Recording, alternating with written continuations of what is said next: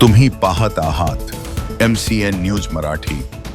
वर्धा जिल्ह्यातील हिंगणघाट तालुक्यातील शेकापूर येथे प्रेमसंबंधात अडथळा ठरत असलेल्या पत्नीने प्रियकर आणि त्याच्या 2 साथीदारांच्या मदतीने पतीची गळा आवळून हत्या केल्याची धक्कादायक घटना समोर आली आहे। हत्येनंतर मृतदेह गावाजवळील विहिरीत फेकून देण्यात आला। विशेष म्हणजे पत्नीनेच पती बेपत्ता असल्याची तक्रार पोलिसात दाखल केली। मृतक संतोष पांडुरंग केकाळे वय 42 वर्ष, त्यांची पत्नी सपना केकाळे वय 36 वर्ष, हिचे संतोष यांचे चुलत भाऊ शुभम केकाळे वय 30 वर्ष यांच्यासोबत प्रेम संबंध असल्याचे तपासात समोर आले।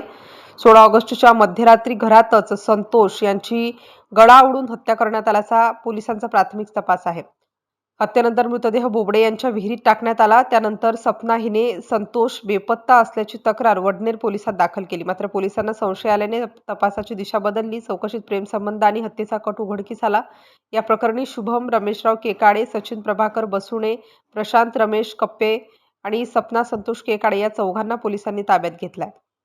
हत्येचा नेमका घटनाक्रम व प्रत्येकाची भूमिका याबाबत पुढील तपास सुरू आहे। MCN न्यूज मराठीकरिता सचिन महाजन, हिंगणघाट।